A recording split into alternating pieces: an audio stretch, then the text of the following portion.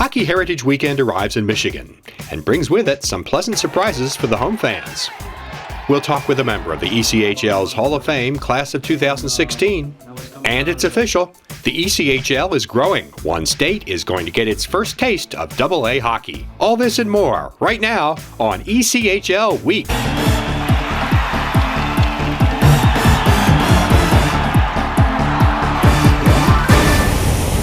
It's a celebration of hockey. Welcome to another edition of ECHL Week, this time coming to you from the Radisson Plaza Hotel in Kalamazoo, Michigan, as the ECHL prepares to induct 3 new members into its Hall of Fame. But before we look at the Hall of Fame inductees, there's another segment of Hockey Heritage Weekend at Kalamazoo, 2 regular season games between the Toledo Walleye and the Kalamazoo Wings. The Kalamazoo Wings hosted both games of the ECHL's second Hockey Heritage Weekend, and in the first game they were fired up right from the start. With the teams wearing uniforms from their respective cities' hockey pasts, Curtis Falk's 2 goals in the first 10 minutes made the statement that the Wings were determined to put their best foot forward against North Division leading Toledo.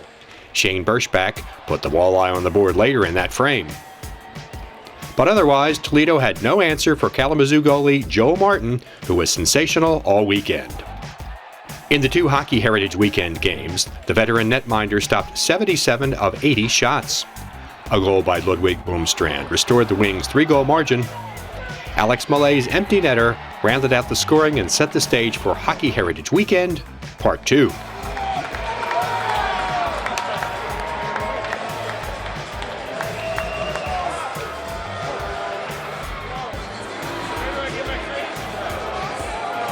It's the second matchup between the divisional rivals, this time wearing uniforms with a futuristic design, dialed up the intensity.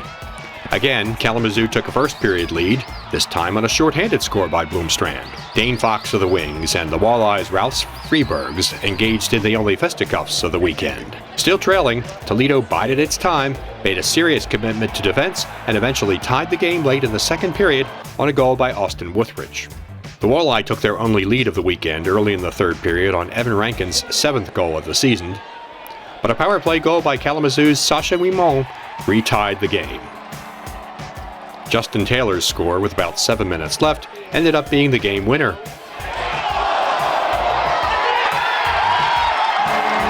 Tanner Sorensen gave the Wings some insurance.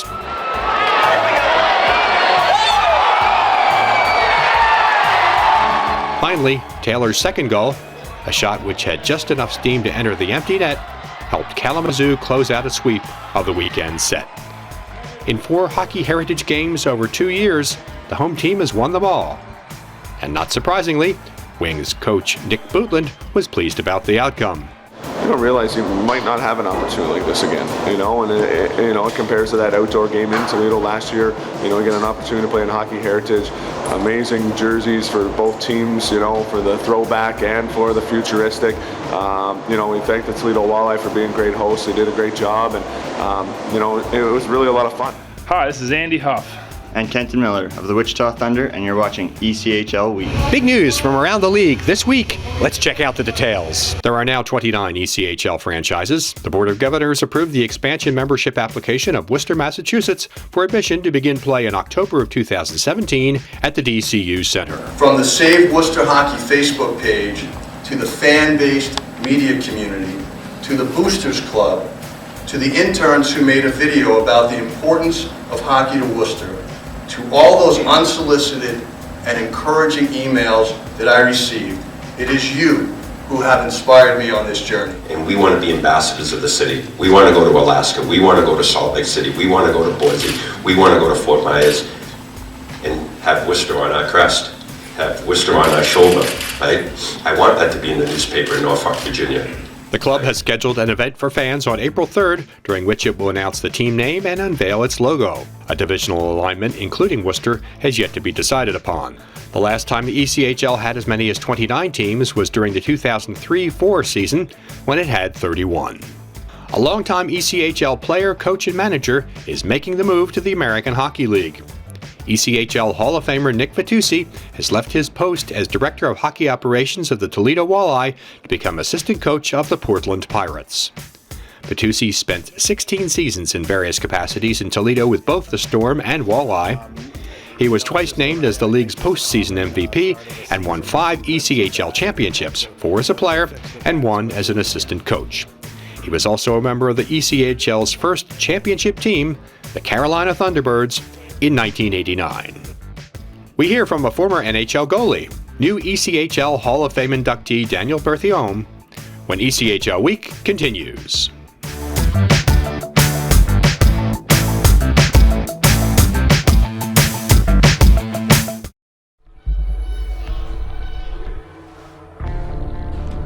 People think I'm driven. Hopefully they look at me and they see hard work and determination. But if they'd look closer, they'd see something more. Every time I fly down the ice, with every single shot I take, and with every roar of the crowd, they'd realize there's nothing I love more than playing hockey. I'm Sidney Crosby, and I'm made of hockey.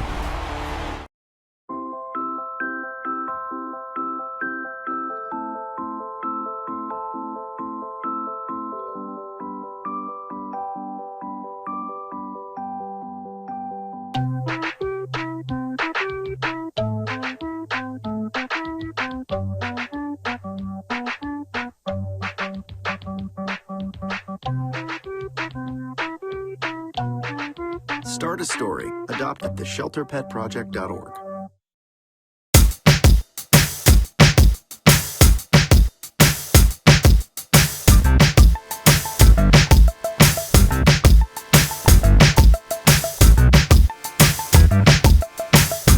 Hi, this is Dan Asawo of the Tulsa Oilers, and you can tweet me at bean_bag11. Time for a chat with one of the 2016 ECHL Hall of Fame inductees. Larry had a vision. He needed a goalie at the time. I went and helped him for a little while. Then he had to make a move, and that move changed my life forever. And to him, I'm very grateful. I'm grateful for Frank Anzalone, coach of the Roanoke Express at the time. He was a tremendous mentor in my life. On and off the ice. I can't say enough of the East Coast Hockey League.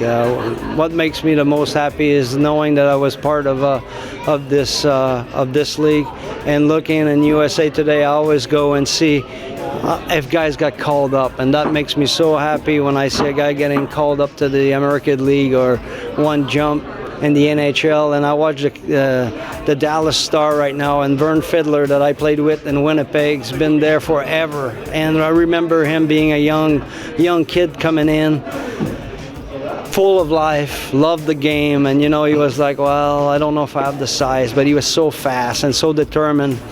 That's why I say to the kid today, when you have ambition, when you have you want it bad enough, don't stop dreaming. Bob Wood, assistant coach in the NHL. Derek Clancy made a step up. Rick Kowalski, coach in the American League. Nick Vitucci, American League. You have so many great players that didn't make the NHL, but somehow, for the love of the passion of the game, found it in their coaching and their knowledge for the game to help kids accomplish what they didn't accomplish. Played in the NHL 5 years, and then things that you got a pat in life, and sometimes it's not always the one you would want to, but there's a reason for it. And the reason was I went to Roanoke. I had a great career in Roanoke. Then I went to Greensboro, and I met my wife there. And God's got funny ways to lead you. And she was my angel. I found her. We have 3 beautiful kids. I'm inducted in the Hall of Fame. What else can a man ask? As many teams tweak their rosters for the playoff run, 2 notable veteran defensemen are changing addresses. Norfolk obtained Corey Finegi from Utah and then sent him to Atlanta for rookie Cole Martin. Finegi, now back with his original ECHL team, has 13 points in 47 games this season.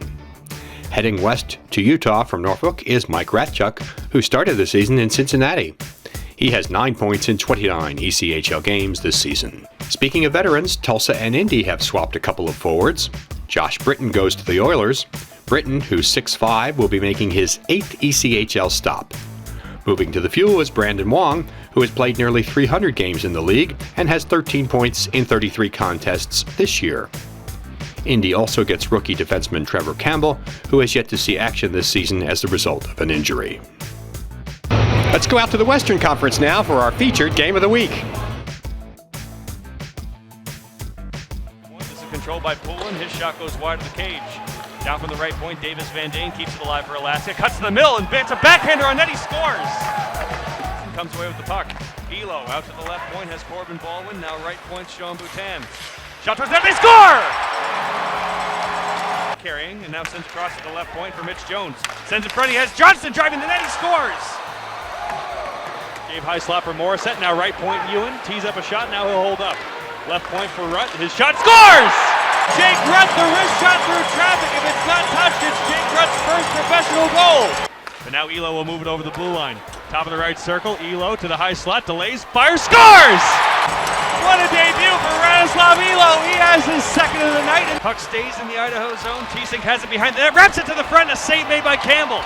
Going post to post, he kicked it out. Down from the right point, Wren trying to hold in, but Rutt will move it out to the neutral zone. He has Snyderman. Steelheads in 3-on-0, they're going to win it. Snyderman to the empty net, he scores. But it comes right to Morissette. Into the offensive zone, Morissette to the empty net, he scores. Back-to-back empty net goals for the Steelhead. Andre Morissette with a goal in 3 straight games, and with 17.2 to go in the third period. That will certainly ice it this time. That wraps up another edition of ECHL Week from Kalamazoo, Michigan. Thanks for watching. We leave you today with sights and sounds of Hockey Heritage Weekend #2 in Kalamazoo. See you next time.